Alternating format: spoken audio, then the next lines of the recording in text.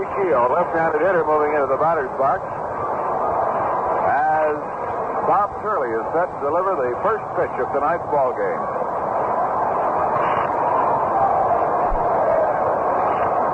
Turley into his windup, and the first pitch of the ball game is outside ball one. Mel Allen is handling the play-by-play tonight, so let's pick him up. Hitting .265. Turley with a record of 1-1, lost his first start to the Red Sox. The pitch in there for a strike. They knocked him out in 2 innings, April 20th. This is his 4th start.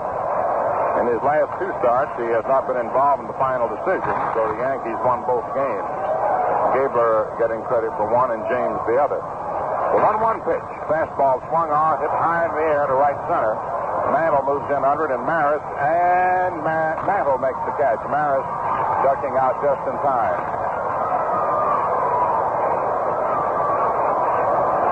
One away. And here now is Pete Ronalds, batting .364.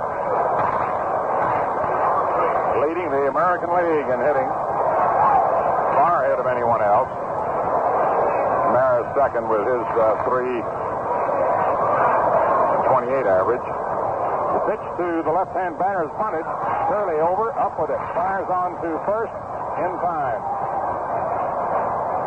And there's 2 away. 2 up and 2 down.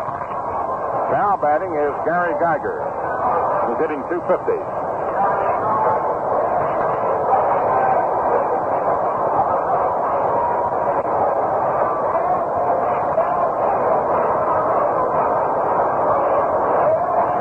Geiger's had 8 hits in his last 22 times at bat. A .364 pace in that stretch. Bob Turley's delivery is inside for a ball. Geiger started to punt it and held off.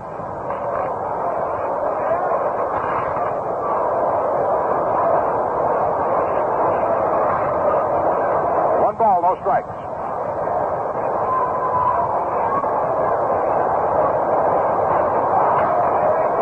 Now the delivery. Curveball, and it misses. Ball 2, 2-0.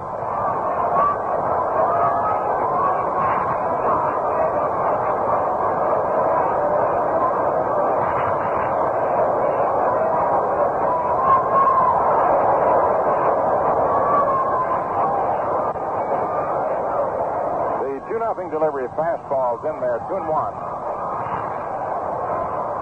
If Bob can keep his fastball down where he has been keeping it thus far, he can be effective.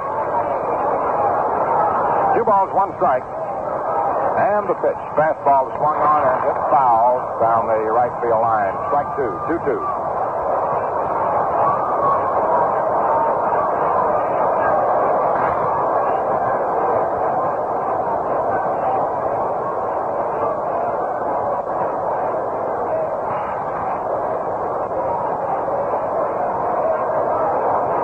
Two strikes. And the pitch. Curveball just misses the inside corner. Ball 3. Turley started off the mound. Full count on Gary Geiger.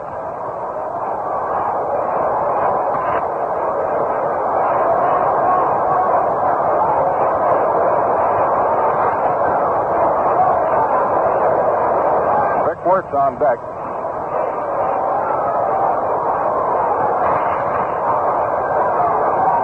Now the wind-up and the 3-2 pitch. Swung on and fouled back upstairs. Count remains 3-2.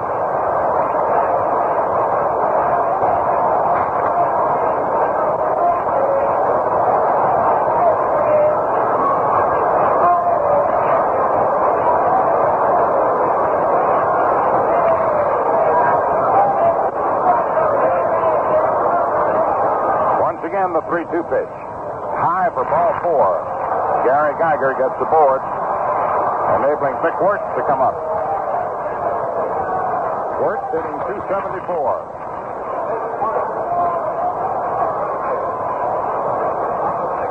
Gene Stevens on deck.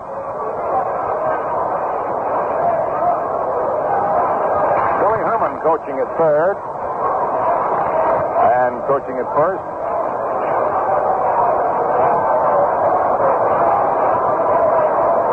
The big Indian, Rudy York.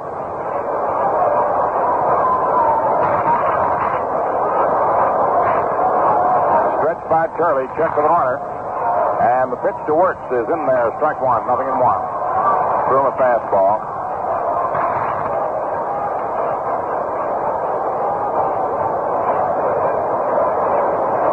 Wirtz has driven in 21 runs in the 30 games in which he's appeared. Go over to first. Geiger's back.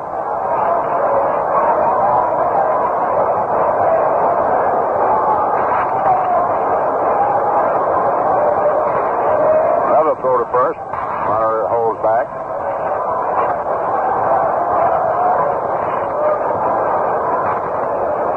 Nothing won the count now on the left-hand batter.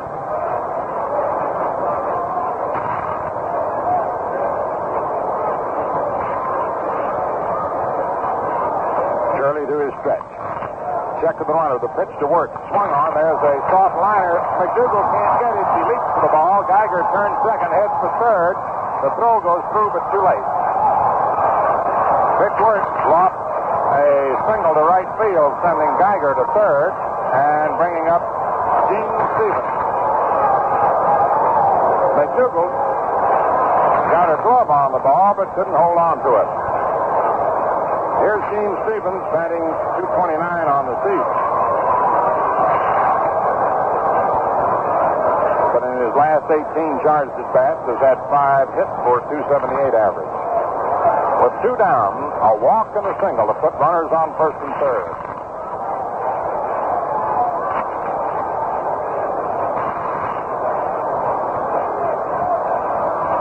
Turley to his stretch. And the pitch. Curveball in there for a strike.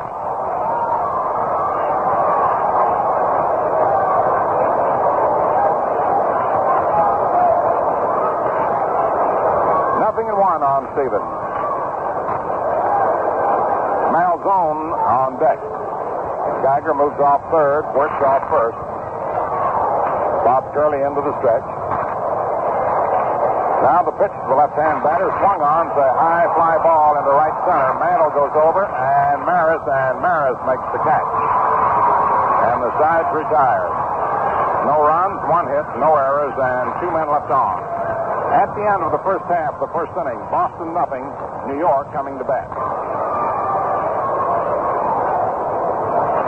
In the last half of the first inning, Gil McDougal, Hector Lopez, and Mickey Mantle coming up. Pitching for the Red Sox is Brooklyn native Jerry Casale, who has beaten the Yankees in his first 2 starts of the year for his only 2 wins. He has lost 3 times since.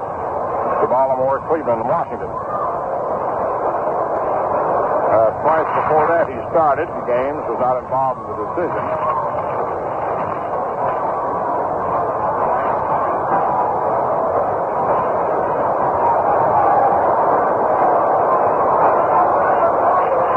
Gil McDougal batting .243. Right-handed Jerry Casale to the windup, and the pitch, and it swung on, grounded to short. Charged by Green, up with it, throws to first in time, and has run away. Humphrey Green at shortstop. Here's Hector Lopez batting .226.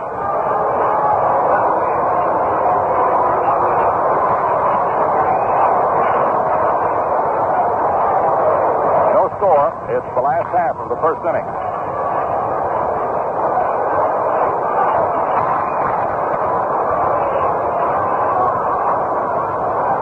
Playing straight away for Lopez. The pitch, curveball over, strike 1.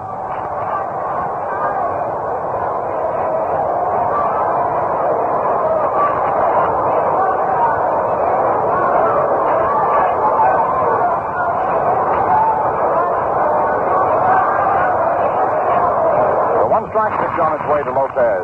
Fastball swung on and fouled off just above it. Strike 2.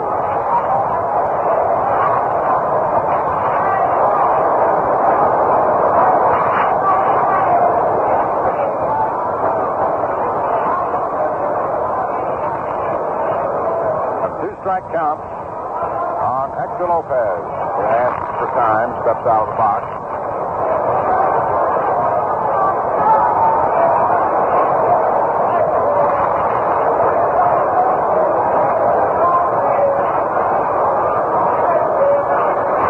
Casale taking plenty of time. Now he's ready. Swings to the windup. Around comes the right arm to pitch. In there for called strike 3. 2 away.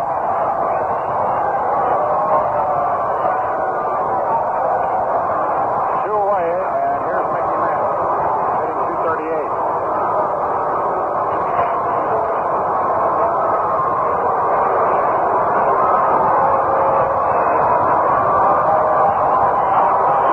Clumsy Green moves way over towards second base. The infield in general shifts around. Casale into the windup and the pitch. Outside, ball 1.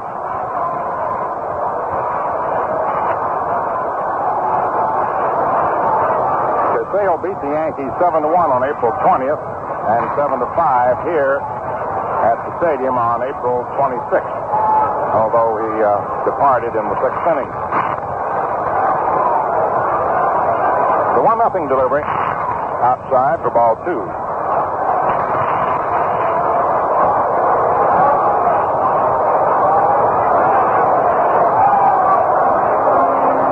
Rossetti coaching at third, Bill Dickey at first, Ralph House acting in manager Sengel's place.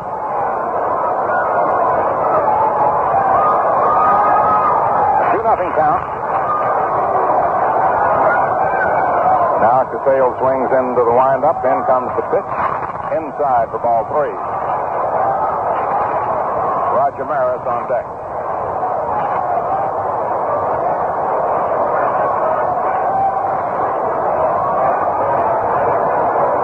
Clubs are fighting to snap losing streak. 3 balls, no strikes. And the 3-0 pitch.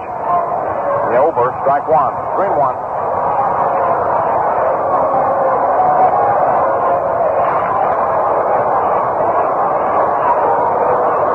Ted Williams over in the corner of the dugout, watching the action, studying the players. Got a good baseball mind. Very keen student of the game. Interesting talk baseball, as said. You find out a lot, believe me. The 3-1 pitch. Strike 2. Full count.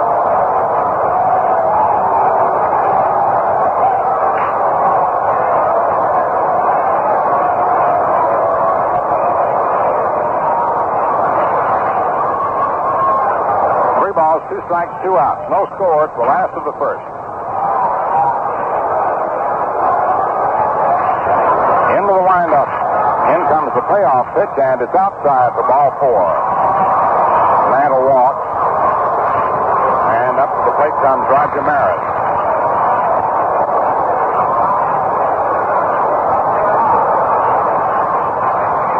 Maris hitting .328. Yogi Berra on deck.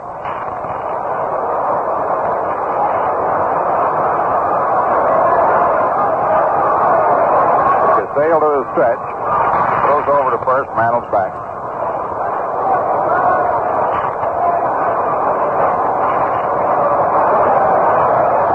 Again the stretch by Casale. The pitch is in there. Strike 1. Threw him a half-speed pitch. Clumsy Green plays well over towards second base for Maris. In the event of a possible steal, you wouldn't have far to go to cover. It's always an important item, and a runner attempting to steal. Here's the pitch to Maris. Swung on to high pop-up. Back to first base. Ronalds moves over behind Wirt. Makes the catch. And the side is retired. No runs, no hits, no errors, 1 left on. At the end of the first inning, Boston nothing, and New York nothing. In the second inning for the Red Sox, Frank Malzone leads off, batting 6th in the order with Green on deck and Sadowski to follow. zone, batting .268. Leading the Red Sox in runs batted in with 26. He's been hitting better of late. He's had 10 out of his last 26 for a .385 average. Turley's delivery inside, ball one.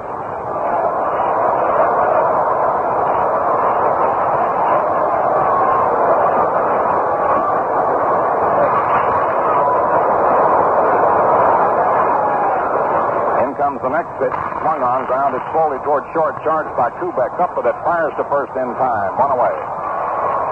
Malzone grounds out, short to first. Here's Pumpsy Green, batting .244.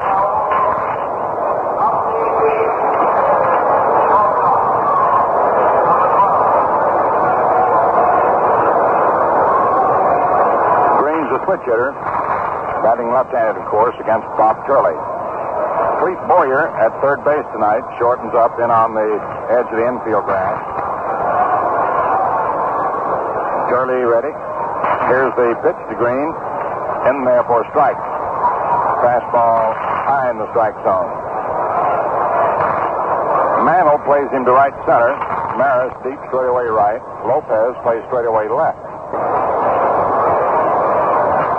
The one strike delivery. Curve is inside. The count is 1-1.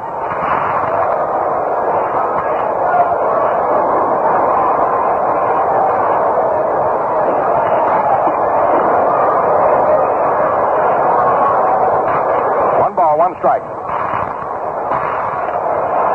Turley pitches. Green takes a curve just inside for ball two. 2-1.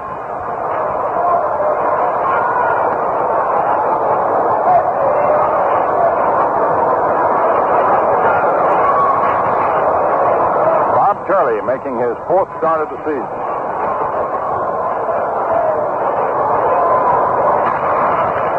The 2-1 pitch. Outside, 3-1.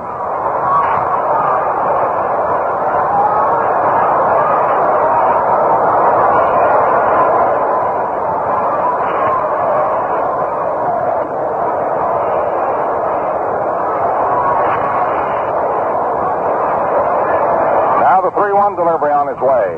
And it's in over the inside corner, strike two.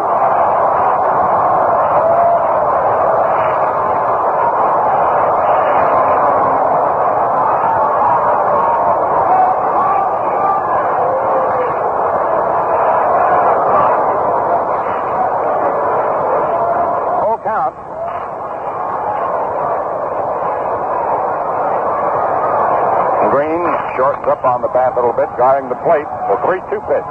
Swung on and grounded foul down the first baseline.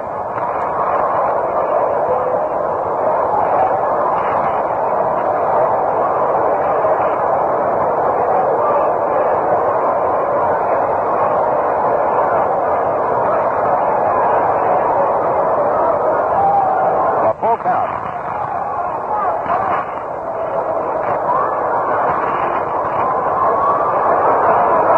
Again, the payoff pitch, and it's inside for ball four.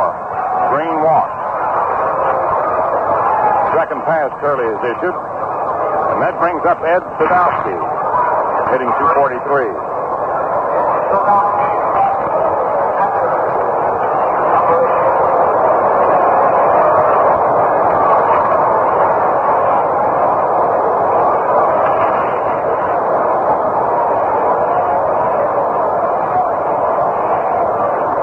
Bats right-handed. 1 on and 1 out. Turley into the stretch. Green with his lead. The pitch swung on, hit foul down the third baseline. A low bullet sped between Billy Herman and Clete Boyer. Ed Sadowski was called up from Minneapolis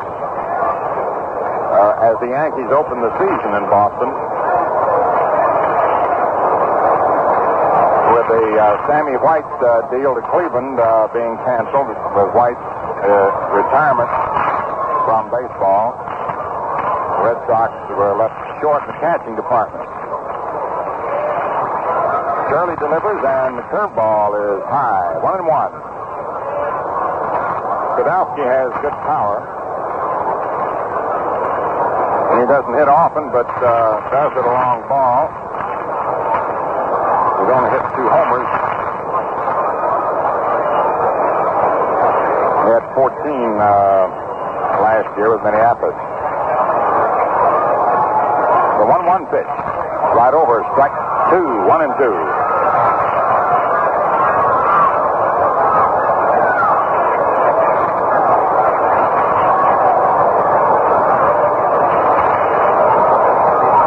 York coaching down at first base.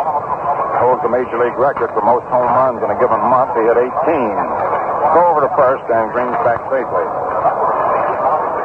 York did that with the Tigers in 1937.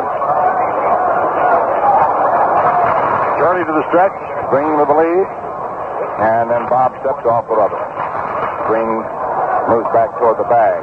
Once again, Turley in the pitching position. Comes to the set position. The pitch is a curve outside. A 2-2 count.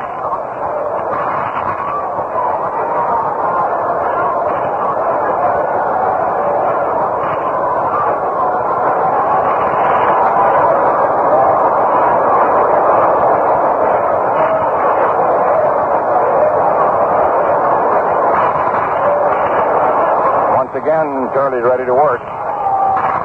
Checks the runner. The pitch to Sadowski swung on and popped up into the air with Skara moving under it.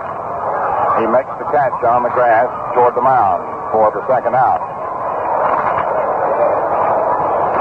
Jerry Casale coming up. Pretty good hitting pitcher. He's had 5 for 18. 278 his average.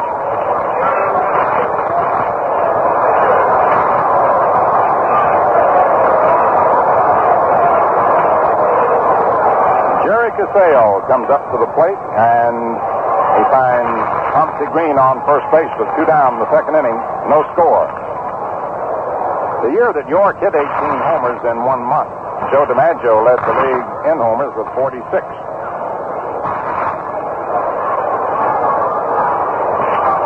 Bob Turley ready, delivers to Casale, who takes a high slope curve, ball 1. Mel Allen led the National League that year with 31.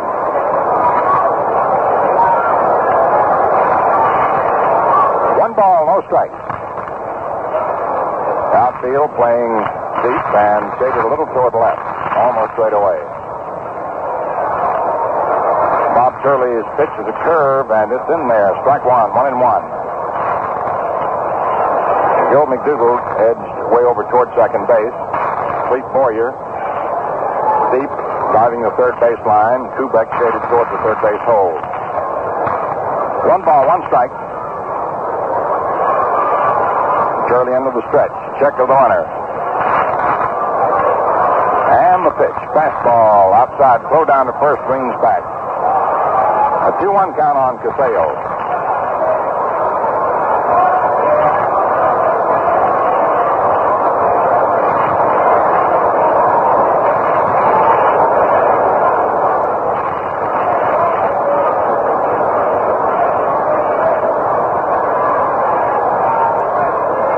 One strike.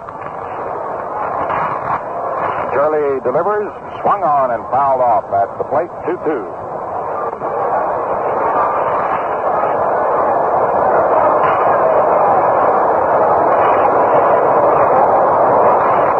Two balls, 2 strikes.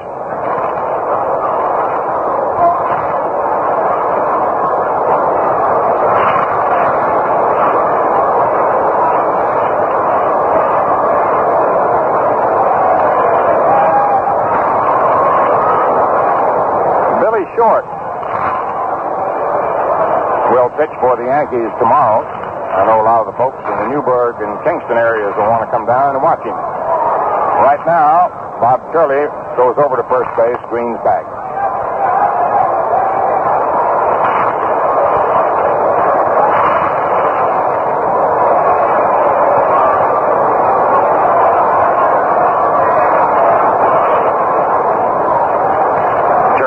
Casale each stepping out on one another.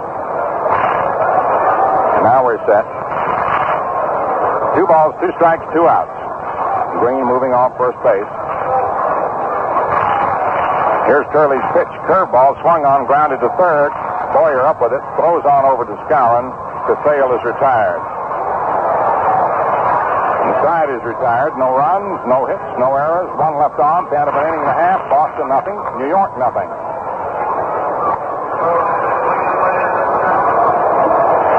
Don't forget, Ladies' Day tomorrow and a doubleheader on Sunday.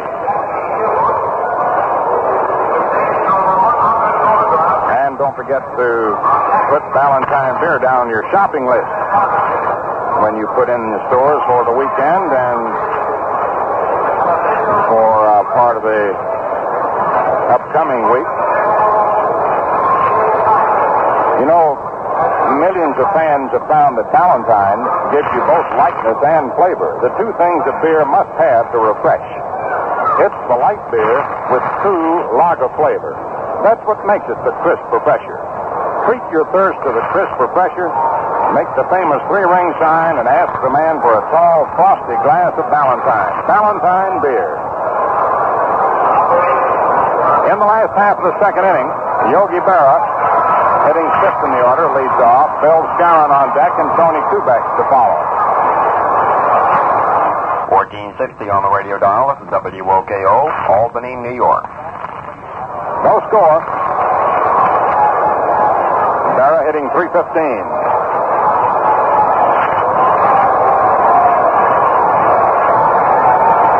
Jerry Casale into the windup. And the pitch to Berra, high and away, ball one. Here's a little fellow coming into the game with his baseball cap on. In fact, there's two of them. A gentleman and his wife and family. Getting a little late. The 1-0 pitch. Fastball over, strike one, 1-1. One ball, one strike.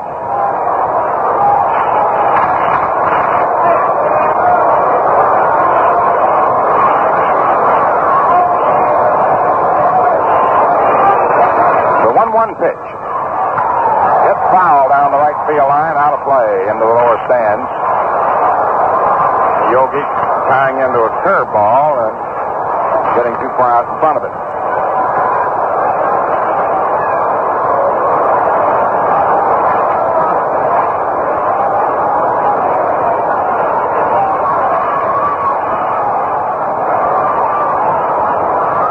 One ball, two strikes.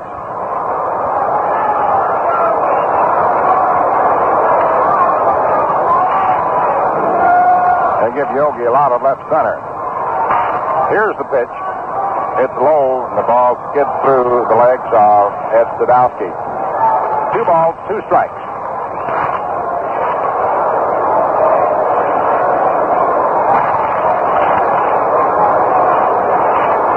Funny thing, I happened to get into a cab today,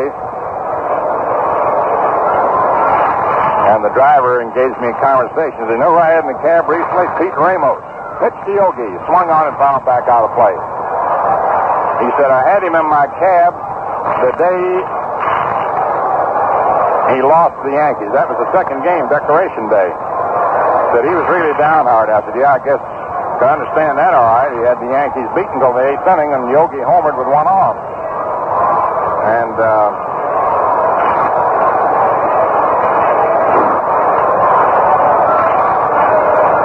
2-2 pitch. Swung on, foul back out of play. He said that he never thought Yogi had ever hit the pitch he threw him. Said he hit a good pitch. Said he hit a knuckleball. I told him, I said he does throw one once in a while, but not very often.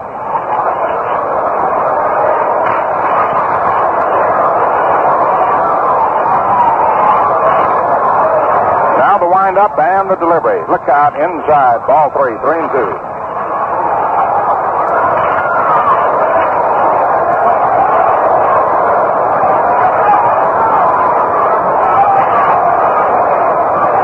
With the third ball, Marty Keogh in right center moves a couple of steps more towards right center. Here's the pitch. Swung on, grounded down to first. Fielded by Work, slips to Casale covering, and Berra is retired. One down, and here's the Moose. Scarron hitting .289.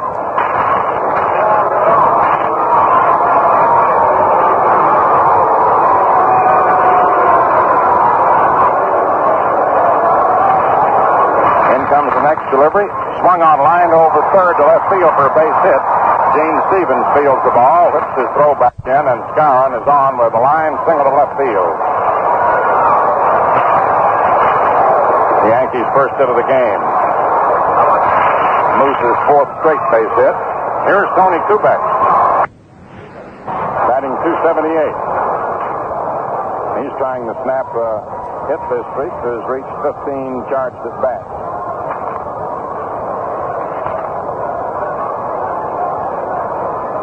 Casale delivers Tony outside, ball one.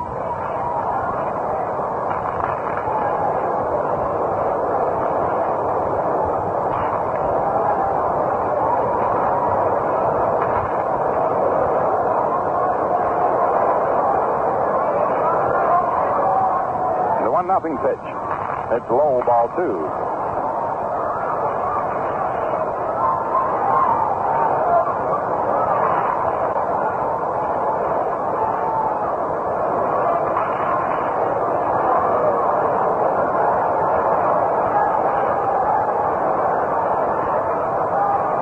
No strikes.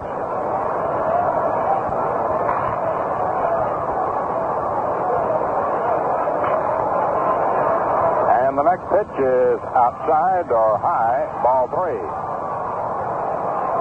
It was close to the corner, but could have been a little outside, or it might have been just a little high. 3-0 count on Kubek.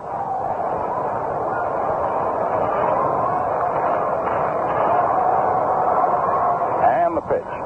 Right over, strike one, 3-1. Skowron doesn't take much of a lead off first base.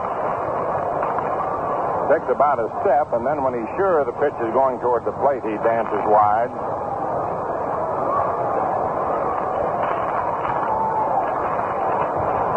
A 3-1 count on Kubek.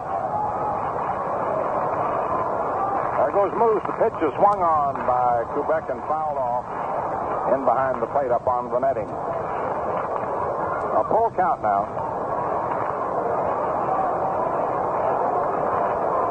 3 balls, 2 strikes.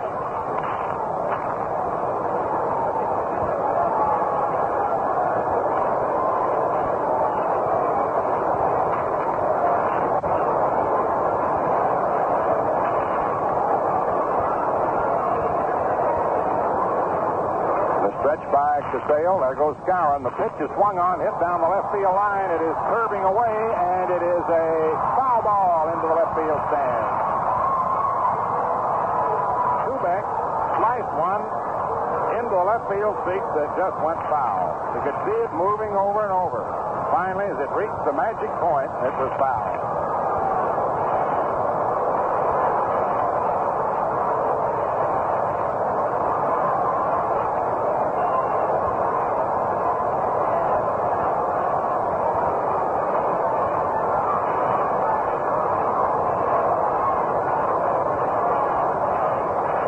Count on Tony Kubek with 1 away in the second inning. Clete Boyer on deck. Skowron's been running on the last 2 pitches. We'll watch him now. The stretch. There he goes again. The ball is swung on and hit down the first baseline. Skowron heads to third, and holding it first is Kubek. Gary Geiger making a fine recovery of the ball as it caromed off the barrier. Kubek singles down the right field line. It hit the stands as they come out close to the line and caromed right to Geiger. Now Clete Boyer steps in.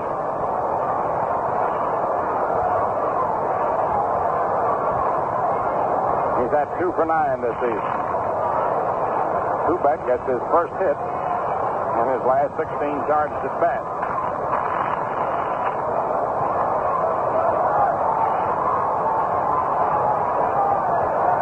One away. Casale into the stretch. The pitch to Boyer. Inside, ball one.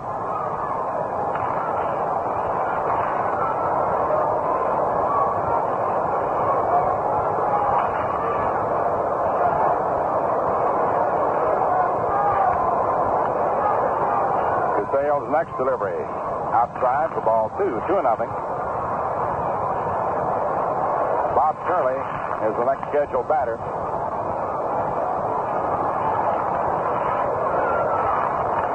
Casale gives the rosin bag a little touch, tosses it down, back up onto the rubber. Gets the sign from Ed Sadowski. The stretch with the runners leading away from first and third. The pitch swung on and missed. Strike 1, 2-1.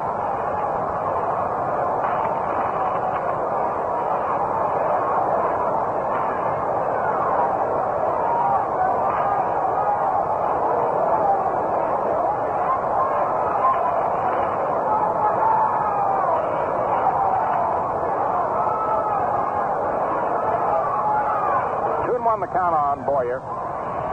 Casale, after the stretch, steps off the rubber.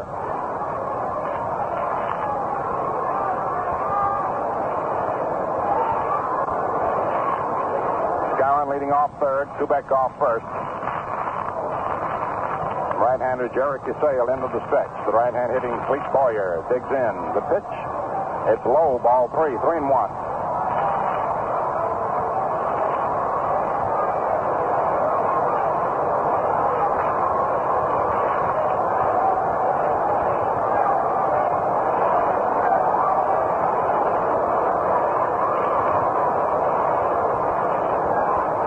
One strike. Again, the stretch by Casale. The pitch in there, strike 2, full count. Got the outside part of the plate for fastball. A full count now on Cleet Boyer.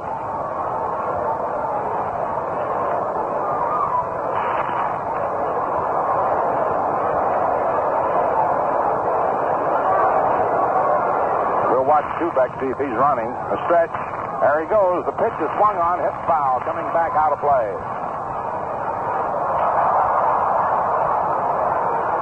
Somebody failed to hold it in the upper deck. Rolled back down onto the screen. Back to the bank.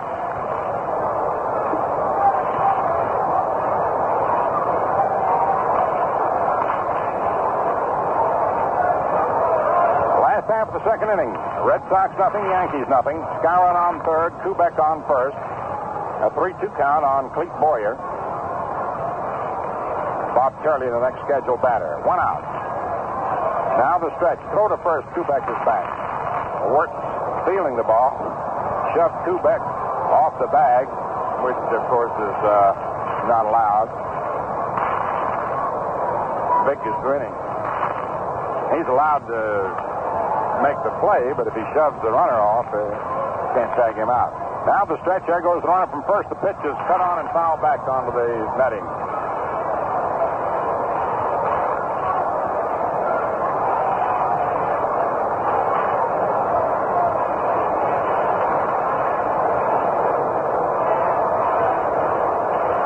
Got an interesting possibility here. If Kubek keeps running, if Boyer were to strike out and a throw go through, Moose would break to the plate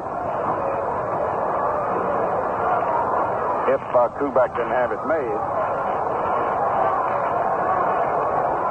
Once again, the stretch. Runners lead away from first and third.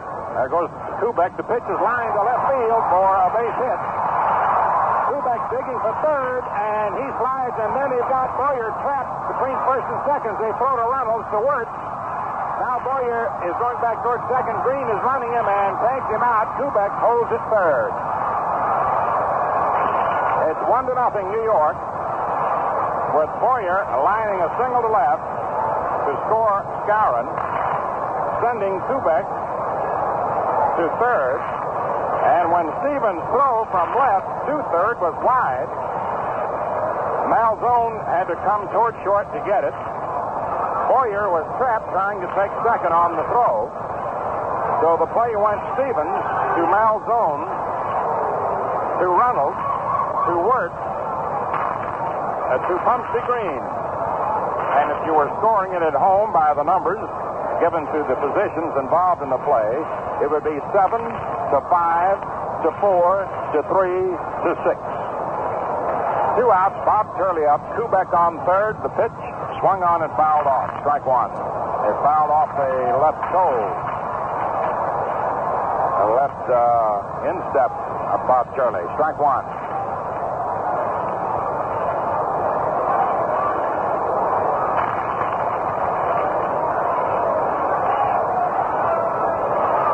No balls, one strike.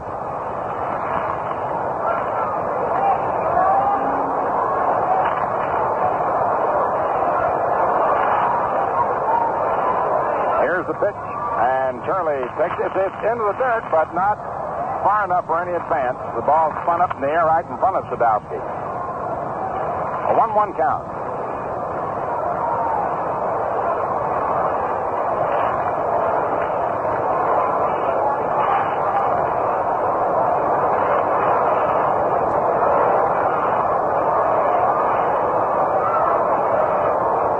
Here's the next pitch.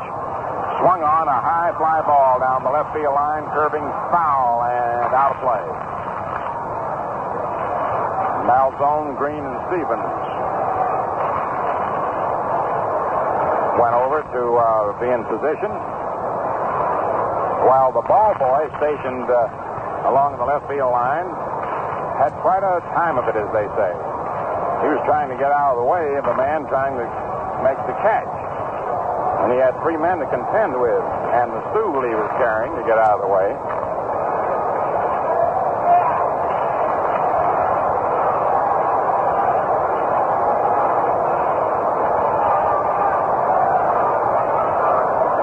But they were playing 3-on-1 as he came down the court.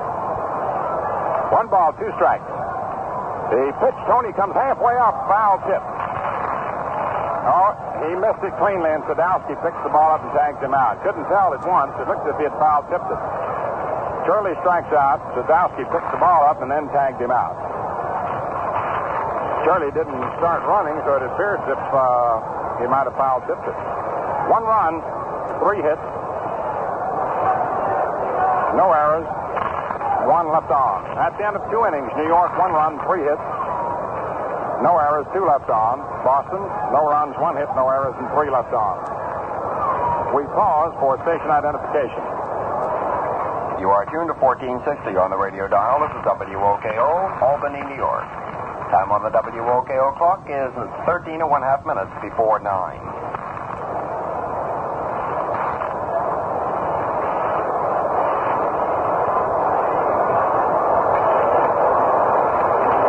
Short will pitch for New York in the second game tomorrow, and he will be opposed by Bill Mombouquet. Then there's the doubleheader on Sunday. Nellie Fox, Louis Aparicio, Minnie Minoso, Ted Kluszewski, Roy Sievers, Sherm Lawler, Jim Landis, all will be in on Monday night, Tuesday afternoon, Wednesday night, and Thursday afternoon. A 4-game series with the White Sox. 1 week from tonight, it'll be the Cleveland Indians inaugurating a 4-game weekend series, including a Saturday afternoon, Ladies' Day, and Sunday doubleheader. Tickets available at all Weber Heilbronner stores in the metropolitan area, at the Midtown Ticket Office, Grand Central Station, and at the advanced sales ticket window here at Yankee Stadium. Now we're ready for the first half of the third. 1-0 New York. It's the top of the order for the Red Sox. Keogh, Ronalds, and Geiger. Washington leading Baltimore 1-0, end of 2 innings. Detroit and Cleveland scoreless, end of 2.5. National League, Pittsburgh, Philadelphia scoreless at the end of 2. Bob Turley pitching to the left-hand hitter. Keogh takes the curve inside, ball 1.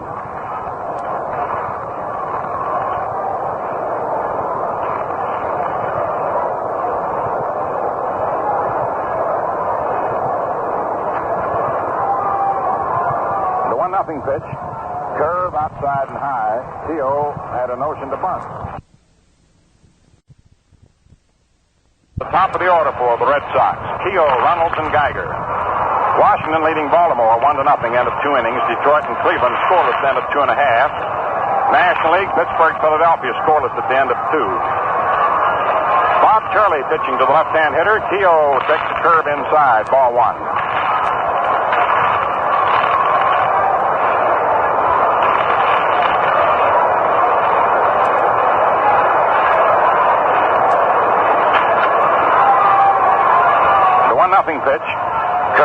outside and high. Keogh had a notion to bunt. He ran up on the ball and pulled the bat away.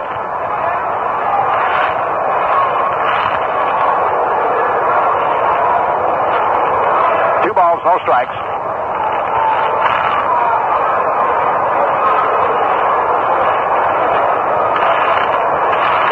Here's the 2-0 pitch. Fastball in there. Strike one, 2-1.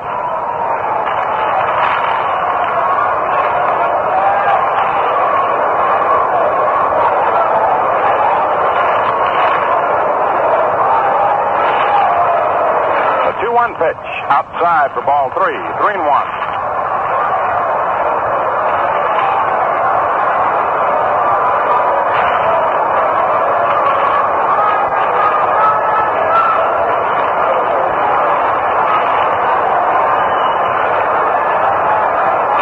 Comes in now with a pitch that's over for strike 2. Full count.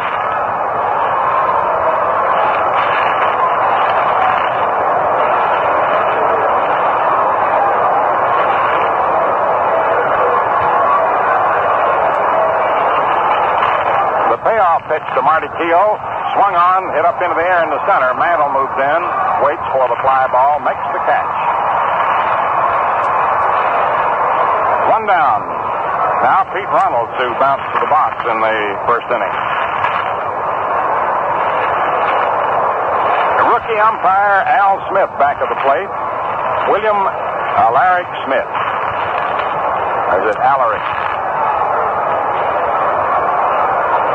From down Louisiana way, both Sierra City.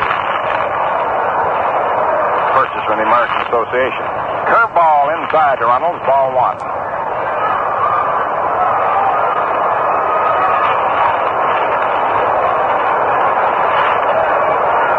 Centenary College, played college baseball and basketball. Here's the delivery, curve, and it's in there. Strike 1, 1-1.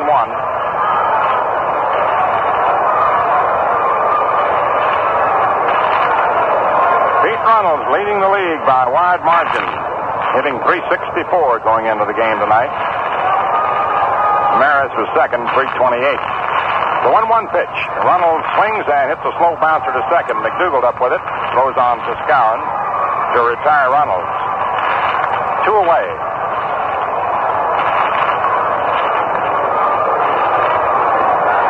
Gary Geiger, who walked in the first inning, started out as a pitcher.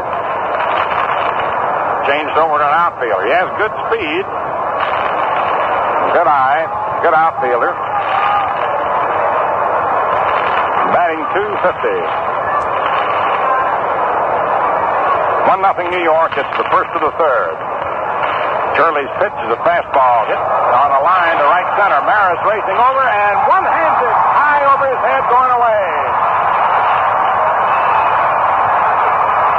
Roger Maris making a brilliant running one-handed catch over by the auxiliary scoreboard to rob Geiger of an extra base hit.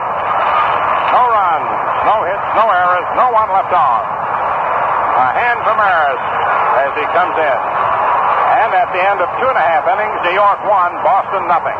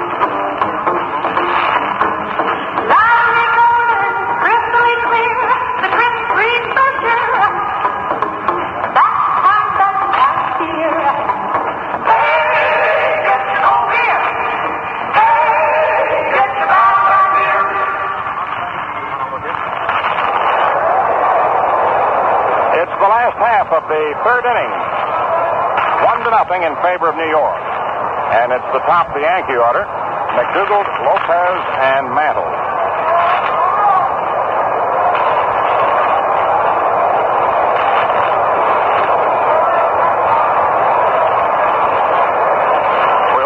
come out to the stadium, you'll get a copy of the first printing of the new Yankee yearbook. Good keepsake.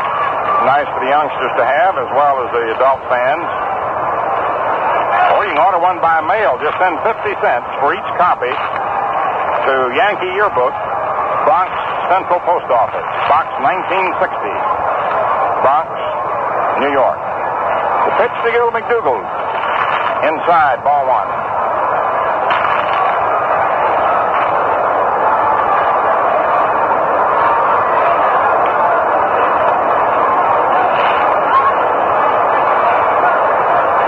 Delivery, Gill takes it in there for strike 1-1, the sinker.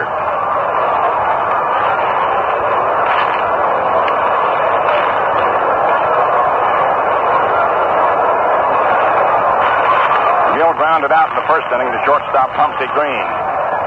The 1-1 pitch. Let up delivery that's high, ball 2, 2-1. 6'2", 200-pound Jerry Casale. 26 years old. The boy from Brooklyn into the windup. The pitch to McDougald. High fastball, 3-1.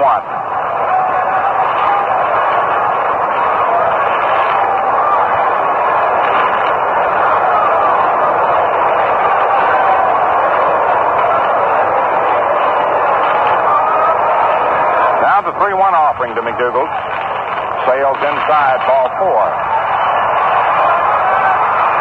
Based on balls collected by McDougald, which represents the second issued by Casale, Mantle going to firstman. And here is Hector Lopez, who looked at a third strike in the first inning. Mantle on deck. 1-0 New York. It's the third inning.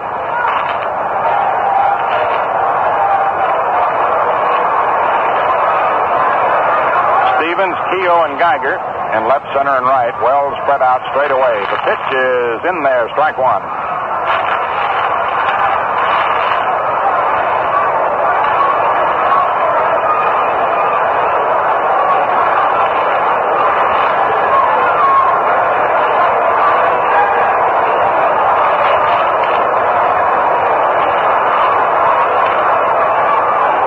The 1-strike pitch is low, ball 1, 1-1.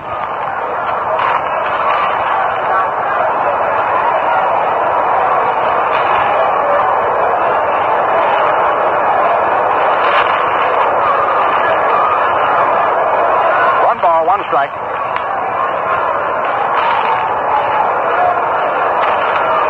There goes the runner. The pitch is swung on and missed. The throw down is in plenty of time to get McDougald. Pumpsy Green taking the throw and making the tag. Had to hit and run on, but Hector Lopez missed the pitch. And so McDougald is out stealing. Sadowski to Green. 1 out and a 1-2 count on Lopez.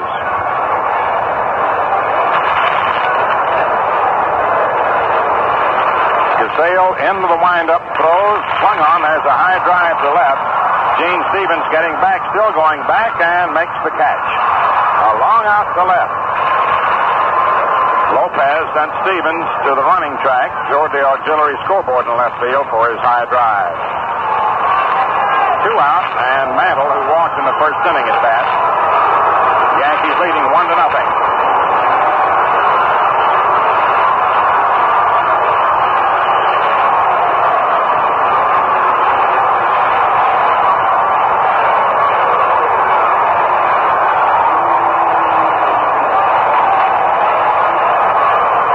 Casale takes a little time to mop his brow.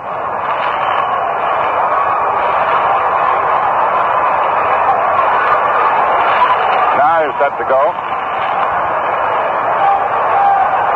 Into the windup and the pitch to Mantle. It's in there, strike 1.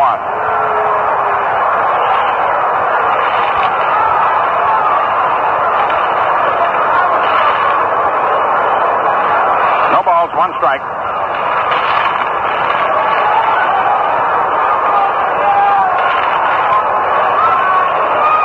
Here's the next pitch, sails high and away. Ball 1, 1-1.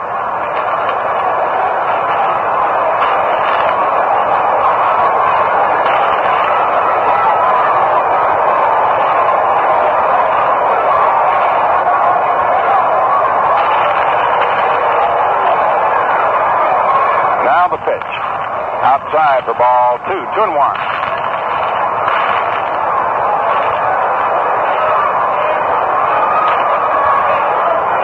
WOKO, Albany.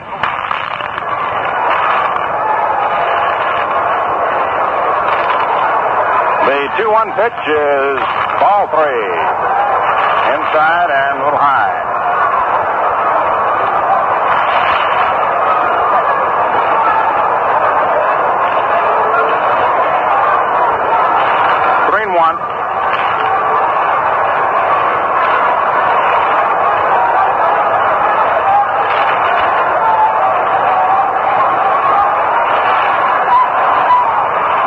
Pitch inside for ball 4.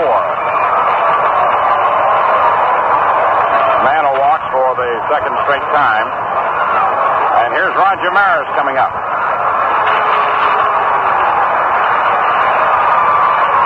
Mantle collecting his 40th base on balls. He has struck out 31 times.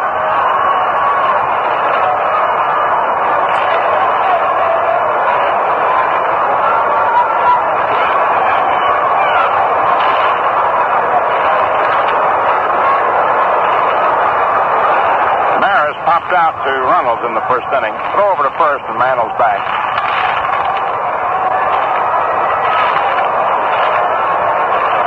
Casale to the stretch. Throw to first, Mantle's back.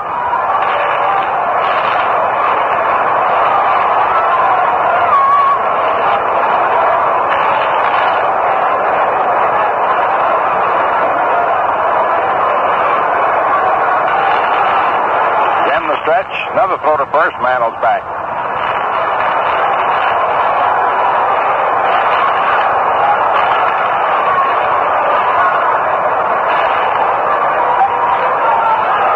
Casale once more to his stretch. The pitch. Swung on. There's a smash by first to right field for a base hit. Mantle turns second. Heads to third.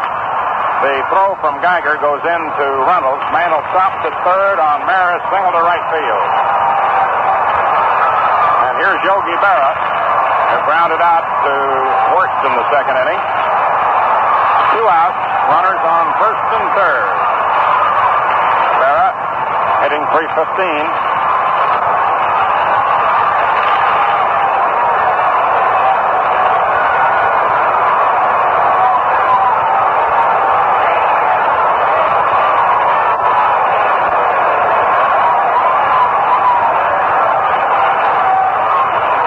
Casale delivers to Berra, swings and lifts a high foul, coming back, and it is out of play. Strike 1.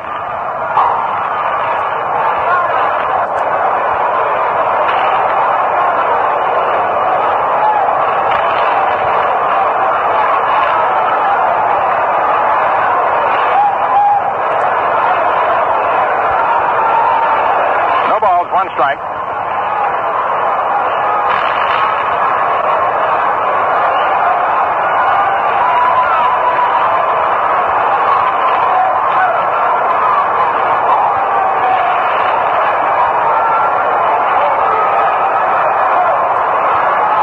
Casale delivers to Yogi. It gets away from Tedeschi. Mantle digs to the plate, and he scores, and Maris goes to second.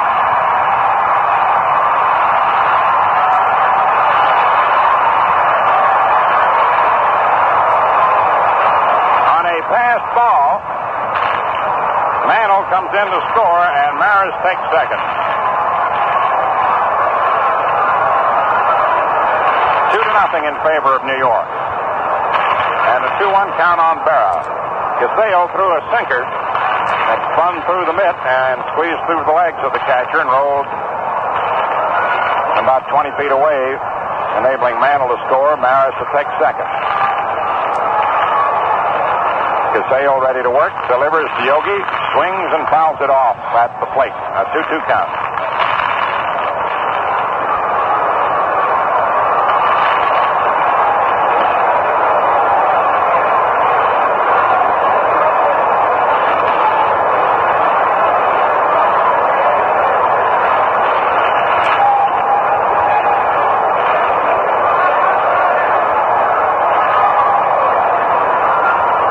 Yogi steps out of the box for a moment. 1 ball and 2 strikes. He's 1 and 2.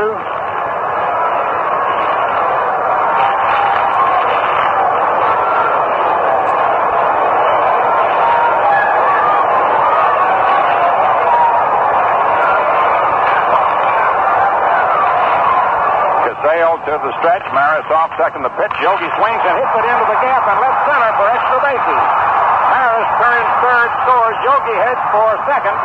And he'll stop. He's going to try for 3. The throw to Green. Green into third. Yogi dives and the ball gets away from Malzone. And backing up is Casale and Yogi goes to third base.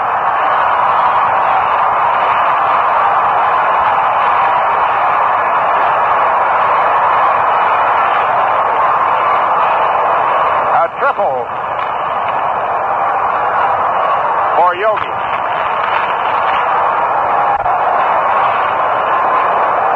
He hit it right into that left center gap that always is open to him. Now the Moose is up. 3-0. New York. The pitch swung on and missed. Strike 1.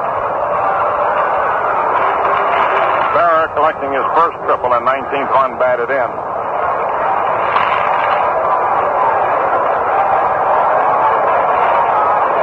Skowron singled in the second inning and scored on singles by Kubek and Boyer. Pitch to the Moose, swung on and missed. He went for a bad pitch. Strike 2.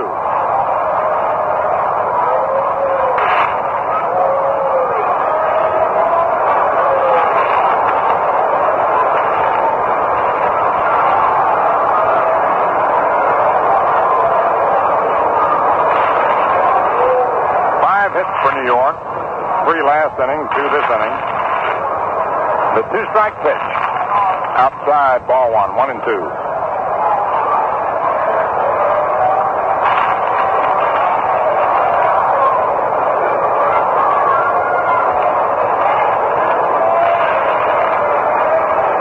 One ball, 2 strikes. Berra up the line from third to wind up. The pitch, and it gets away from Sadowski, and Berra comes in to score. And it's 4-0. That's a wild pitch. Charge to Casale.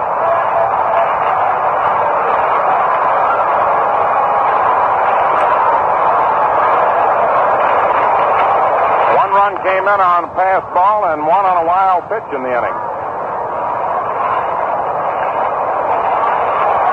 2-2 count on Skowron. And the 2-2 delivery. Swung on to high drive into deep center. Chasing it is Keogh way back. He's getting under it and makes the catch at the edge of the outfield grass to the left of the 407-foot sign. 3 runs for New York. 2 hits. No errors. No one left on. At the end of 3 innings, the Yankees 4 runs, 5 hits, no errors, and 2 left on. The Red Sox, no runs, 1 hit, no errors, and 3 men left on.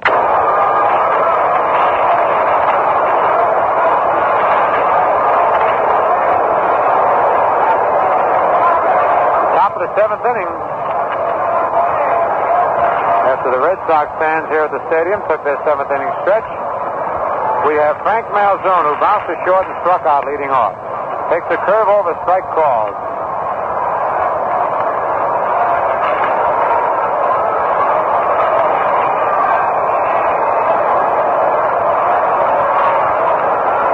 On deck, Pumpsy Green.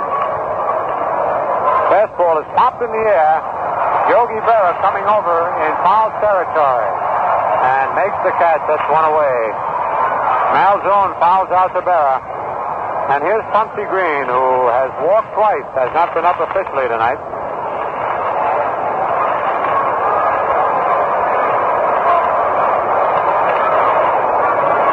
One away.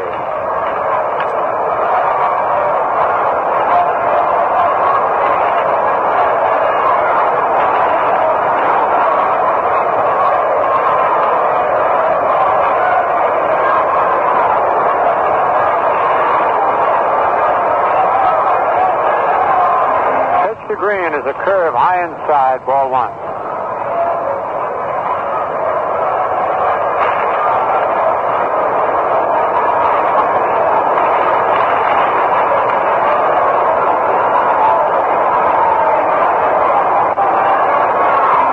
1-0 pitch is hit foul off his foot. Well, we've had more guys getting hit on the foot in the past few series. Fouling pitches down.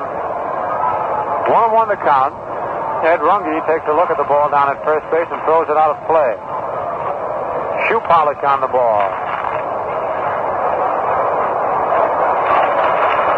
1-1 the count. 1 out, nobody on. Top of the 7th. Yankees lead 4-0. Sadowski is on deck.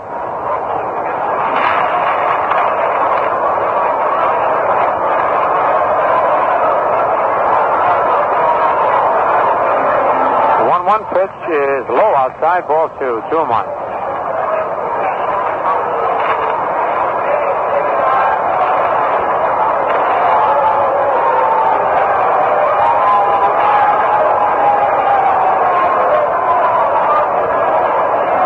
Delivery on the outside corner. Strike 2 called, 2-2.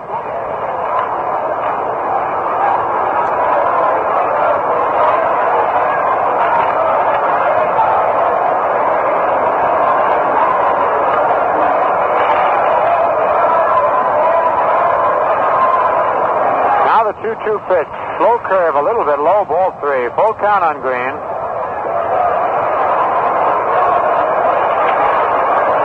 Now the payoff pitch. Outside, ball 4, and Green walks for the 3rd consecutive time tonight. And that's the 4th pass given up by Turley. His other walk was to Geiger in the 1st inning. Looks like Rip Rapolsky swinging a couple of bats. We haven't seen Rip since he joined the Red Sox. That's who it is, Rip Rapolsky batting for Ed Sadowski.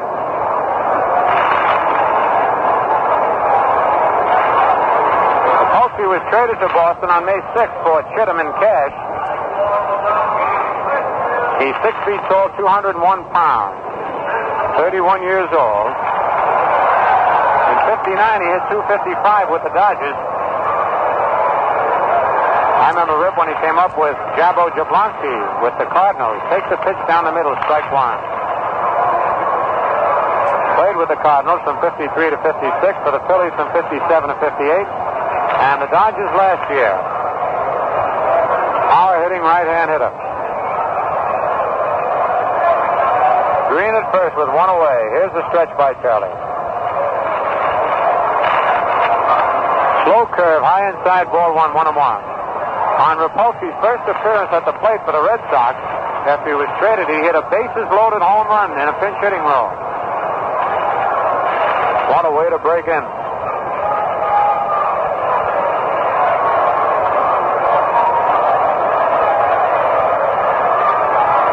Right now, Rapolsky's batting .310. Strike 2, a swing and a miss at a low fastball. Rip has 4 doubles, 1 homer, and 7 runs batted in since joining the Red Sox.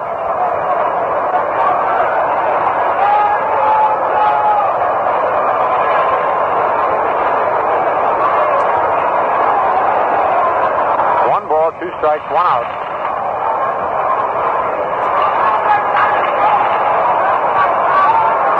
By Turley. Slow curve is foul to the first base side, kicking down the right field line.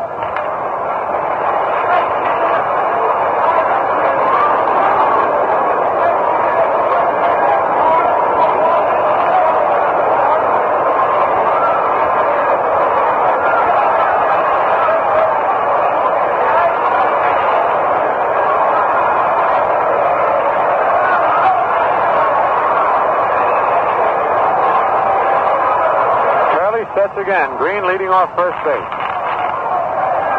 Fastball is hit deep to left field. That one's gone. That one is way out there. A home run. It hit the screen alongside of the foul pole. And better than halfway up that foul pole. That ball was really tagged. And Rapolsky gets his 2nd home of the year in a pinch hitting role. And it's now a 4-2 ball game. Boy, he caught hold of an inside fastball.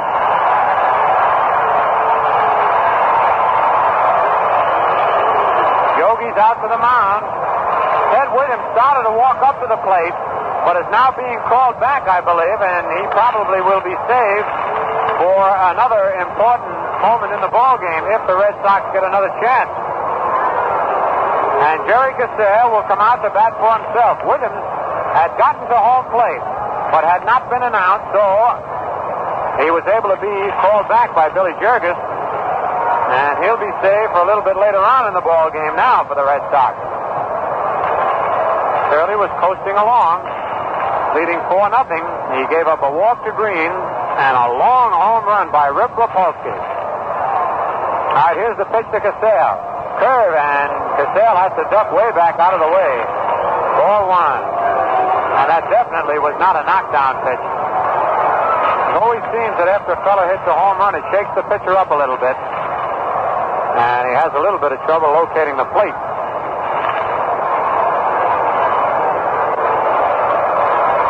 Casale bounced to third and struck out. The 1-0 pitch is a base hit to left field.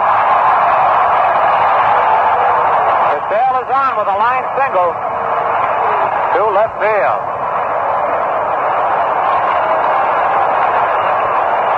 That's the fourth hit off Turley. Again, Yogi goes out to the mound. And the batter will be Marty Keogh, who twice fly to center field and then bounced to first.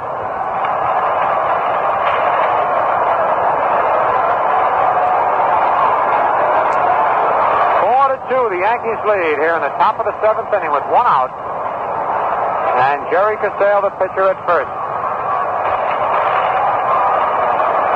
And Haywood Sullivan has just been called in from the bullpen as Rapolsky batted for Sadowski. The Red Sox will need a new catcher.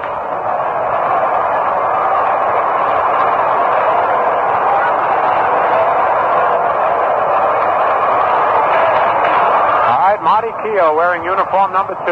Left-hand hitter steps into the batter's box. Here's the stretch by Turley. Pitch, slow curve, over for a called strike.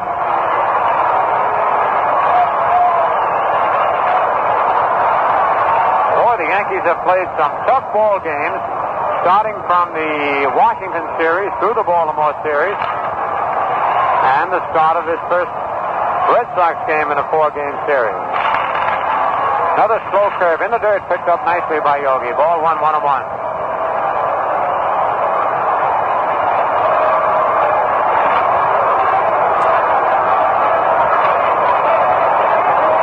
In fact, the Yankees have been out of very few games this year. They've been within striking distance in just about every game they've played. The ones they've lost, that is. Turley sets. Pitch is line to left field. Lopez coming in and makes a running catch. Hector misjudged that ball momentarily. He started back, stopped, and then had to come charging in on a dead run. That's two-away, and here's Pete Ronalds, who bunted back to the box, bounced to second, and lined to the shortstop. 4-2, the Yankees lead. 2 men are out. Casale is at first.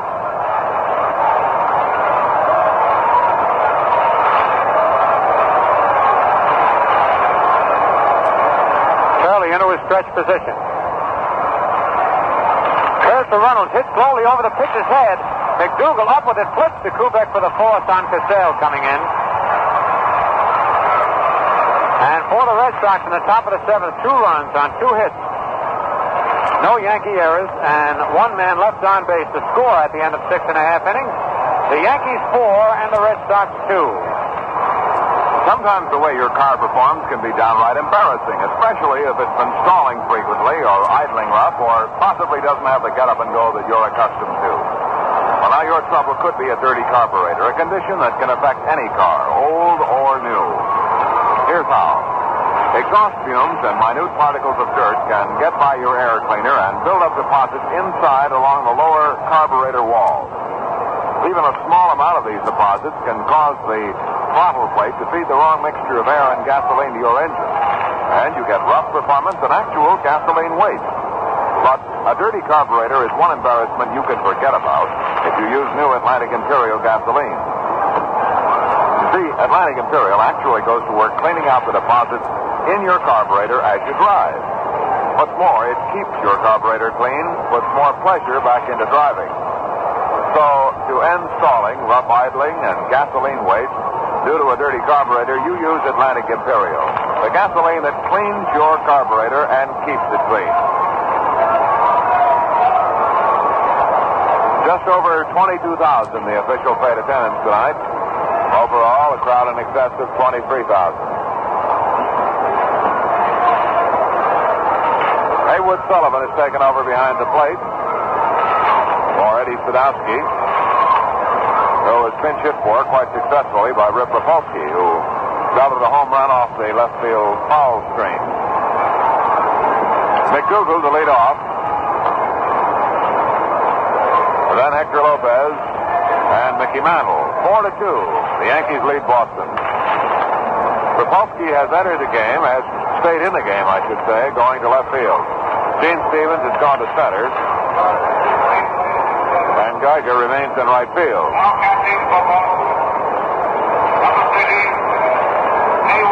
Malzone, Green, Ronalds, and Wirtz remain in the infield.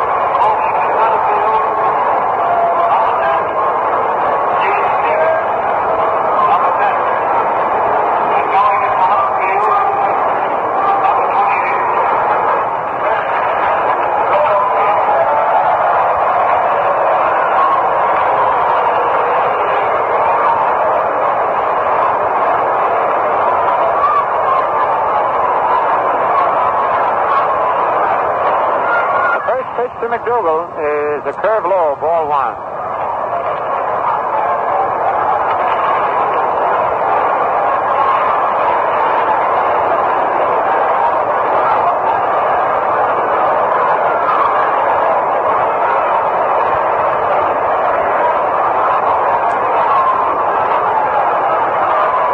On deck is Hector Lopez.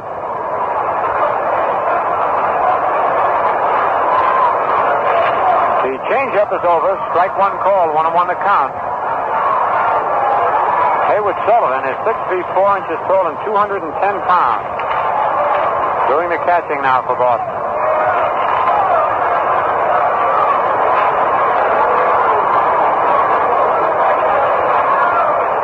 The 1-1 pitch is a curve bunted in the air, foul, back on the screen, out of play. 1 ball, 2 strikes.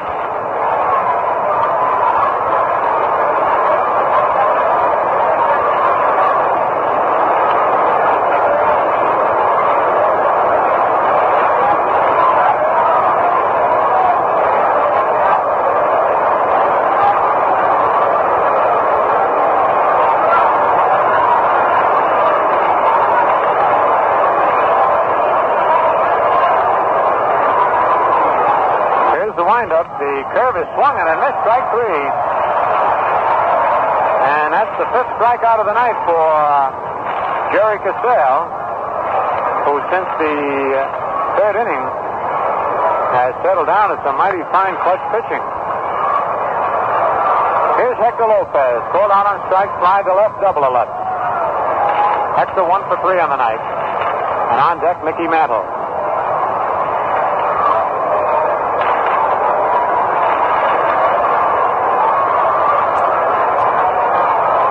Pitch to Hector is a curve low outside, ball 1.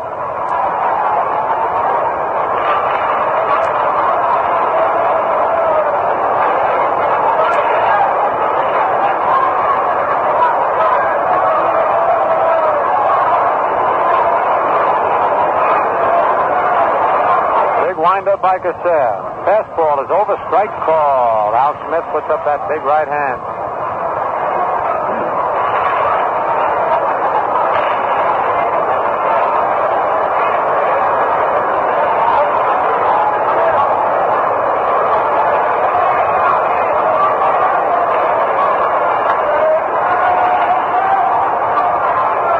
Windup. His changeup is hit high in the air to left field. Rip Rapolsky moving back. Got plenty of room. Under it and makes the catch. 2-away, and that'll bring up Mickey Mantle.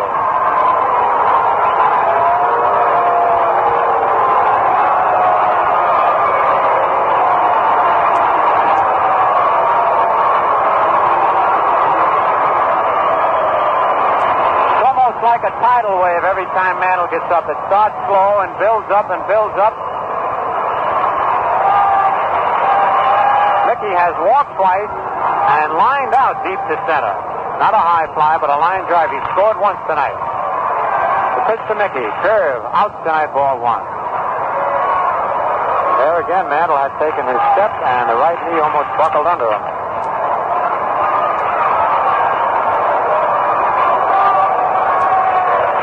On deck, Roger Maris. 2 out, Yankees 4. Red Sox 2 in the bottom of the 7th. These same two teams will meet tomorrow afternoon on a ladies' day. And Sunday, a big doubleheader. Curve hit on the ground. Worth up with it. Bobbles it. Goes to first. Out at first. They just did get him. From the first baseman to the pitcher. The Yankees go down 1-2-3 in the bottom of the 7th. Nothing across. The score at the end of 7 full innings. The Yankees 4 runs, 8 hits, no errors. The Red Sox 2 runs, 4 hits, and no errors. Say, how much does it cost to clean a carburetor? Well, for regular users of Atlantic Imperial gasoline, not a penny. That's because new Atlantic Imperial is especially designed to clean your carburetor as you drive. Yes, with your very first tank full, new Atlantic Imperial starts to remove the troublesome deposits that normally collect on the carburetor wall. Make it a habit to use new Atlantic Imperial gasoline in your car. Do away with stalling, rough idling, and gasoline waste caused by a dirty carburetor. That's Atlantic Imperial, the gasoline that cleans your carburetor as you drive and keeps it clean. Washington 4, Baltimore 1 at the end of 5. 6-2 Cleveland leads Detroit in the 9th inning. Kansas City and Chicago tied 2-2. The game is in the 3rd. National League, Pirates 3, Phillies nothing. They're playing the 9th inning. Milwaukee leads Cincinnati 5-1. That game is in the 4th inning. San Francisco and St. Louis, Chicago and Los Angeles won't get underway for another hour. Top of the 8th inning. Jerry Geiger leading off. Bob Turley now down to a 2-run lead into the windup of the first pitch. Right in for a called strike, a slow breaking pitch.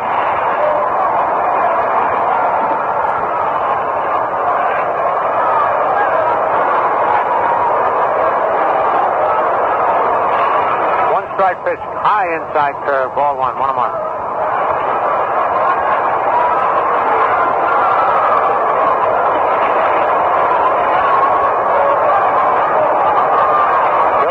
Coaching at third and Rudy York at first for the Red Sox. On deck is Vic Wirtz. 1-1 pitch, slow curve. Pop to right center field. Mantle digging over and makes the catch.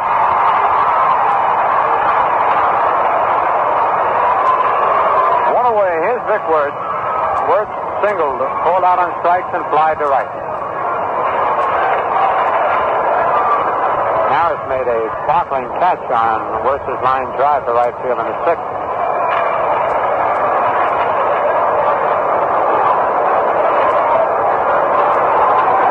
One away in the top of the 8th inning. Pitch to Wirtz is high inside, ball 1. Gene Stevens on deck.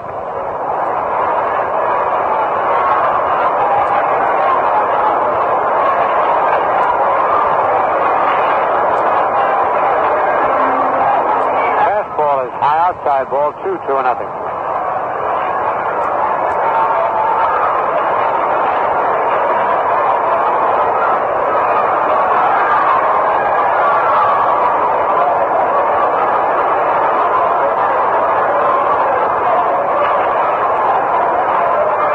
Turley takes a deep breath out on the mound.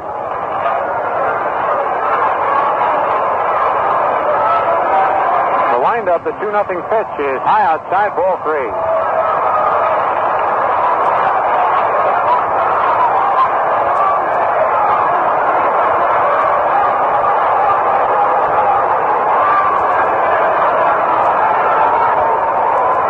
Now the 3-0 pitch. strike called. Fastball down the middle.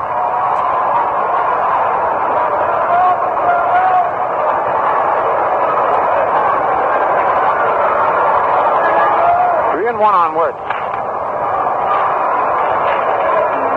The pitch is outside, ball 4. He lost him. Fifth walk given up by Turley, and here's Gene Stevens, who fly to right, bounce to second, and fly to left. Tying runners at the plate. Yankees lead 4-2 in the top of the 8th. 1 out.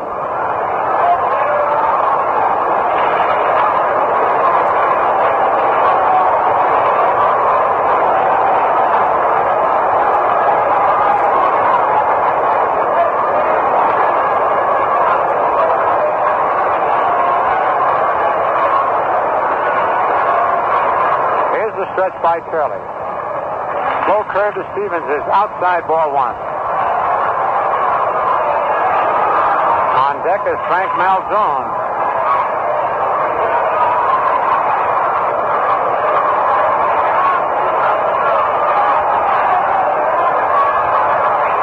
Scarlin playing in back of Wirtz, the runner at first. Slow curve inside, ball 2, 2-0.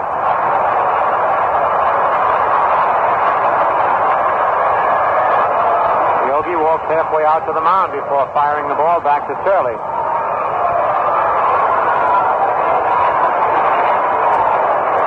Turley has walked 5, Punchy Green 3 times, Geiger in the first, and Wirtz here in the 8th, with 1 away.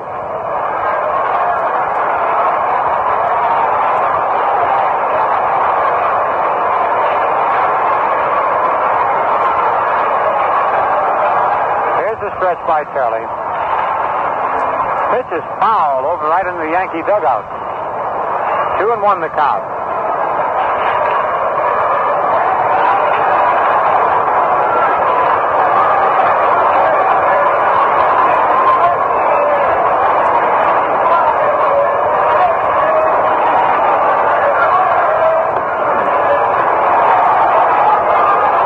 Two balls, 1 strike, 1 out.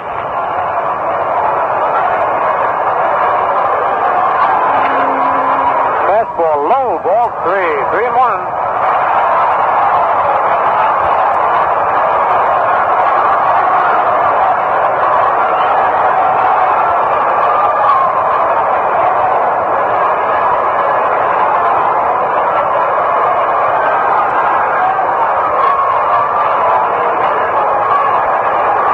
Turley sets on the mound. 3-1 pitch is top foul, back out of play on the upper deck. Full count on Stevens. 3 balls, 2 strikes.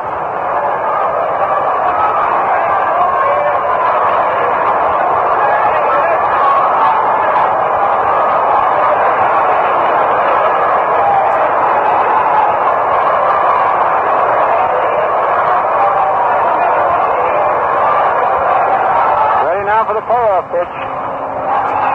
A ground ball, blocked down the right field line. Stevens around first, going to second. Wirtz hesitated at second and then goes into third.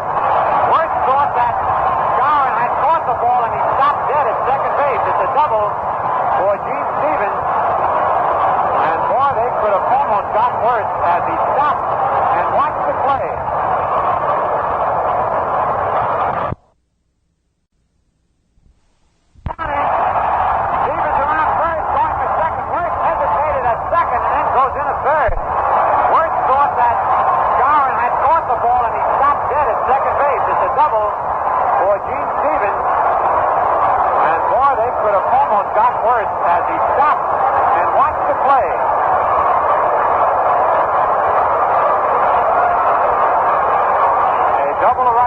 By Gene Stevens. That's the 5th hit off Bob Turley, and Ralph Houck is out on the mound with Frank Malzone due to be the batter, and they want a pitcher. And Turley's leaving the mound quickly. He didn't even wait for the relief pitcher to come in. He is not happy. Turley leaves the mound after pitching 7 1/3 innings, in which he allowed 5 hits, walked 5, struck out 3, has allowed 2 runs so far. But both Wirtz at third and Stevens at second, should they score, will be charged to Turley. And Johnny James is coming out of the bullpen. James has got Duran's hop over the bullpen fence down pat. Puts that one hand on the rail and leaps over gracefully. Johnny James coming on to take over for Bob Turley. With the Yankees leading 4-2. James is 5'10", 160 pounds from Pacific Palisades, California. Making his 13th appearance of the year. He has won 1 and lost none. This is his first appearance against the Red Sox all year. He last relieved on May the 30th against Washington. Pitched 2 innings, gave up just 1 hit and 1 run. Picked up his win against Washington on May the 29th. The Yankees scored in the second inning when Skowron singled, Kubek singled, and Boyer singled them home. Then they scored 3 more times in the third inning when, with 2 out, Mantle walked. Maris singled. A pass ball allowed Mantle to score, moving Maris to third. Berra tripled to left center, scoring Maris. And then Yogi scored on a wild pitch.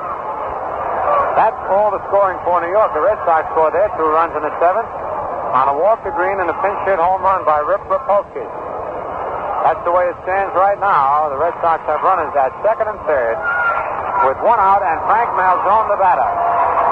Malzone is 0 for 3, bounced to short, struck out, and fouled out to Berra. So Johnny James is in there in a tough spot. Runners at second and third, only 1 out. And the Red Sox leading RBI man, Frank Malzone, at the plate. Malzone has driven in 26 runs this year on 38 hits, 4 of them doubles, 5 homers. All right, James completes his warm-up tosses, and we're ready to go. Malzone steps into the batter's box. Wirtz leads off third. Stevens off second. That was the 3rd double of the year for Stevens. Here's the windup by James. The pitch is fouled back on the screen, strike 1.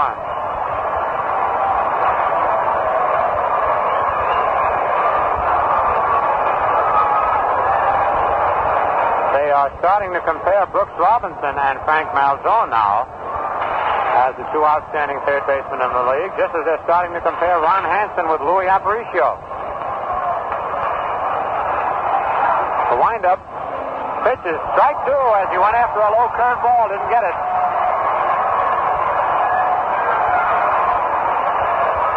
Malzone stepped out of the box to take some dirt out of his spikes. He went after a bad pitch that time. A little over anxious. 0-2 the count with 1 out. And the Yankees leading 4-2 in the top of the 8th.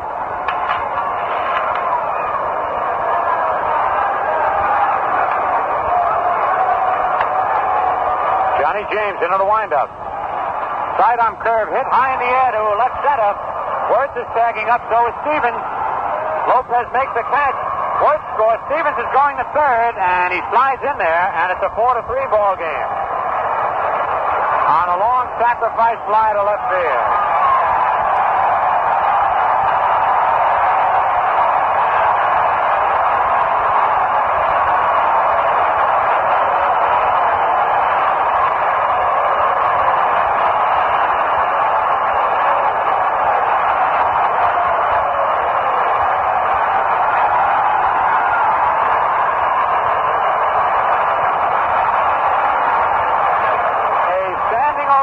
For Ted Williams, who is coming on the bat for Humpty Green. The fans still love the splendid splitter. Williams batting for Humpty Green. Green had walked 3 times and had scored 1 run. The Yankees lead 4-3. 2 men are out. Yogi calls time to go out to the mound and talk with James. Williams has had another rough year. Few injuries, and he's been laid up with a cold, just getting back in action. He's 6 for 21, 1 double, 2 homers, and 3 runs batted in, batting .286. He has 494 home runs his lifetime career. And Ralph Houck is coming out to the mound.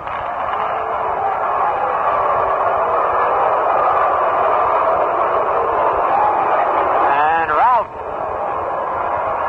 might go to Bobby Shands. We'll wait and see. Shands has always given Williams a rough time.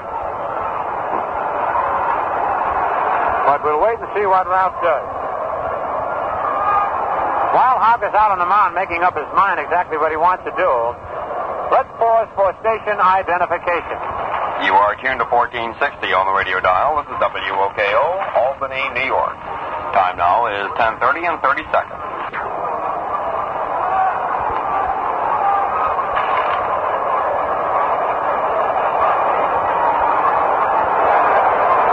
Houck has called for a left-hander out of the bullpen.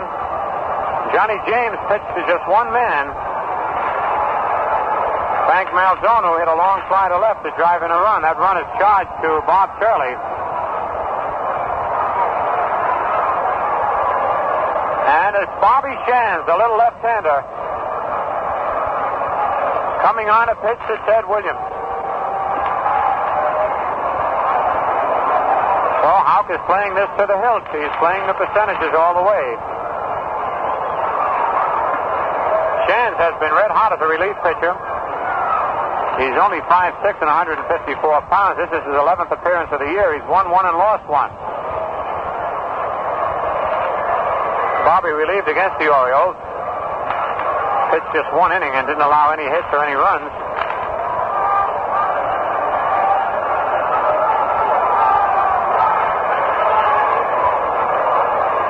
Houck still out there with Berra talking with James. Bobby has pitched a total of 16 innings, given up 14 hits. He's given 7 base on balls and 16 strikeouts. So he struck out at least one man in every inning that he's pitched.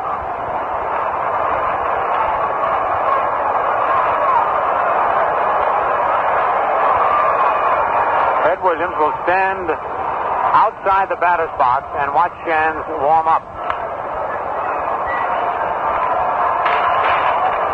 Bobby will get 8 pitches to loosen up out on the mound. Williams watching every one, taking a few practice swings with the weighted bat and the bat he's going to use. Nobody has studied the art or science of hitting the way Ted Williams has through the years. Boy, he figures every possible angle.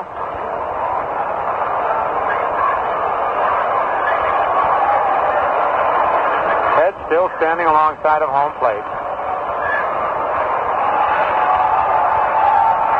There are 2 men out. It's a 4-3 ball game here in the top of the 8th. The tying run is 90 feet from home plate. Gene Stevens over at third. And Ted Williams digging in at the batter's box. And boy, he's really digging himself a hole for that left foot. Stands close to the plate.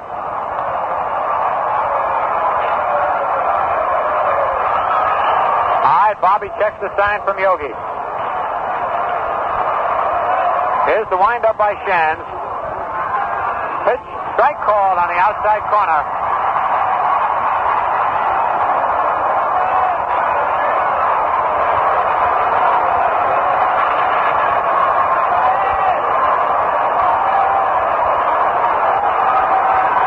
Stevens leading off third. Here's the windup by Bobby. Inside, ball 1, 1-1.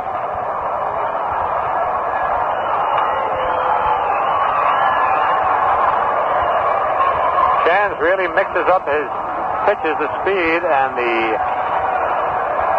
curves and fastballs on Williams. He's done quite a job on Ted through the years. Here's the windup.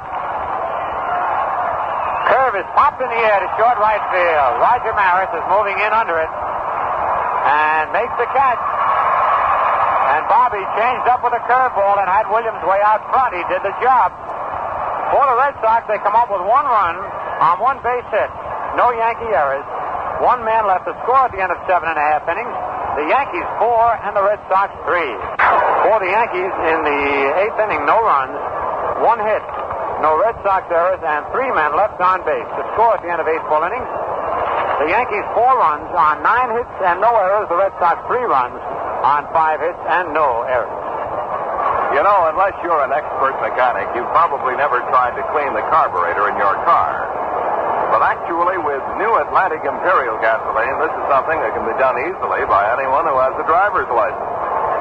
You see, Atlantic Imperial is especially designed to clean your carburetor as you drive. Yes, with the very first tankful, new Atlantic Imperial starts to remove harmful deposits that normally form inside the carburetor. Accumulation of these deposits can cause loss of power, rough idling, and actual gasoline waste. Use new Atlantic Imperial in your car. It's the gasoline that cleans your carburetor as you drive and keeps it clean. At the end of the game, someone will be permitted on the field on your own automobile. Now reach for the dugout. Gil McDougal has moved to third, and Bobby Richardson remains in to play second base. And for the Red Sox,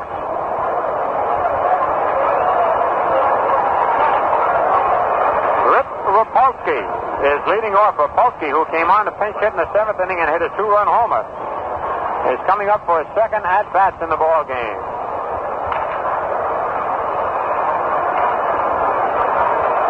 The Yankees lead 4-3. Yogi runs out to the mound to talk with Chan.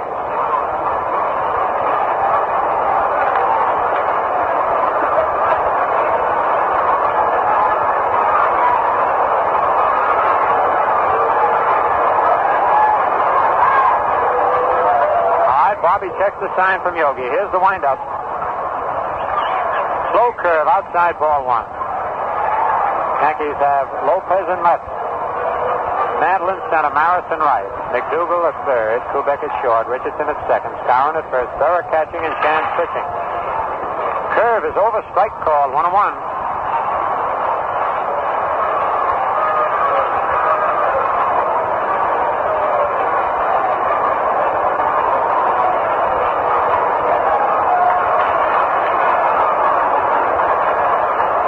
The windup by Bobby. Slow curve, low outside, ball two. 2-1. Three curve balls that Chans has thrown to Rapolsky.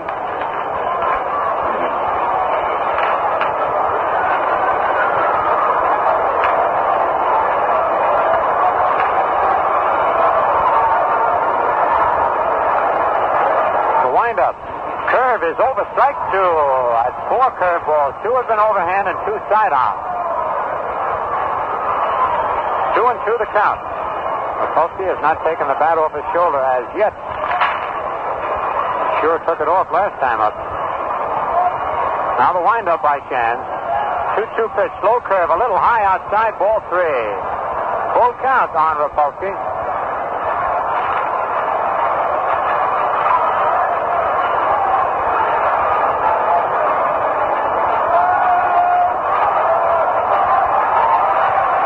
Payoff pitch, sidearm curve, hit foul outside of third.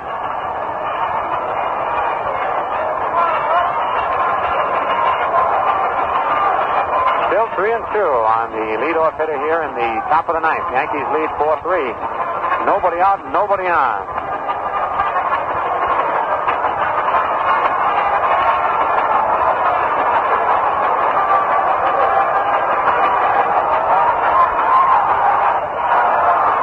Bobby into the windup. Slow curve hit foul over towards the Red Sox dugout.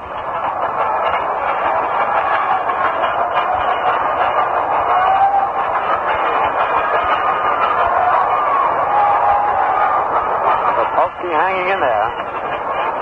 And Chans has yet to throw him a fastball. Every pitch has been a breaking one. Once again, a 3-2 pitch. Fastball hit in the air to straightaway center field. Mantle going back under it and makes the catch. And Rapolsky got good wood on that, and it was a fastball, the only one Chance threw. But Rapolsky couldn't get around on it. One away.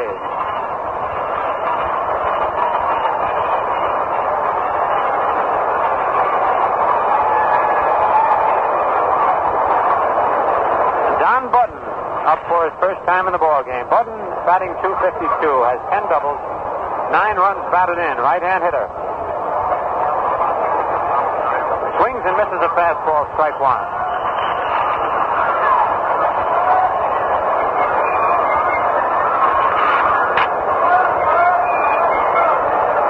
On deck is Haywood Sullivan, the catcher.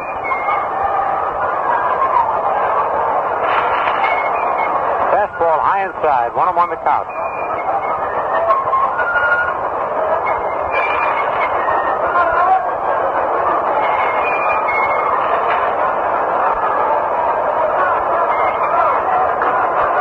Nobody on. Yankees lead 4-3, top of the ninth.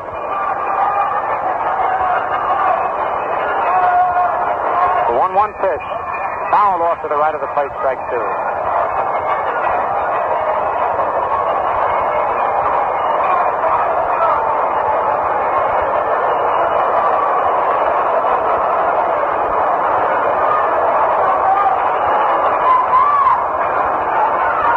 Two strikes. Shen swings into the windup. Kicks.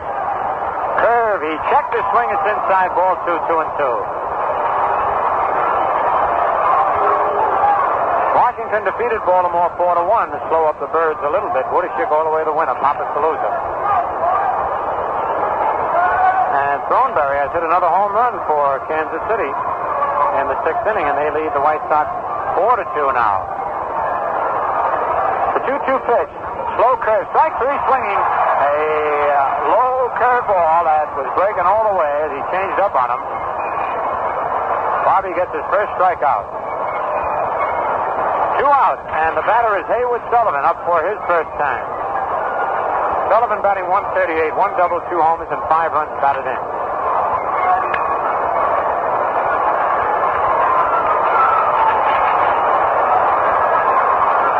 Curve inside, ball 1.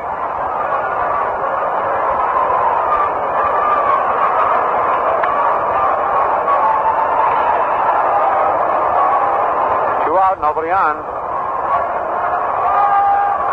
The 1-0 pitch. Slow curve. Foul tip back. Strike one. 1-1.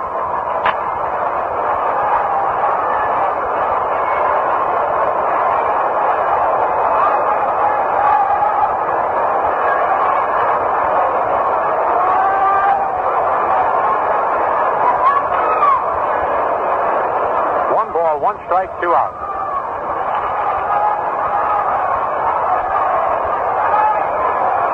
One pitch is in there. Strike 2 called. Well, I can't remember when the Yankees have had an easy ball game.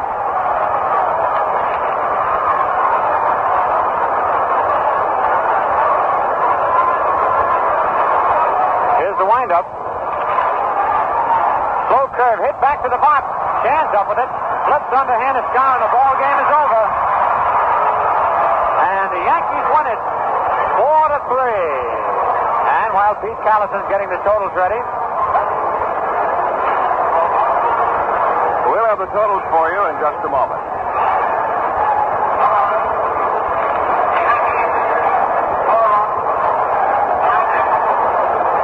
Ball game for the Yankees, 4 runs, 9 hits, no errors, 8 men left.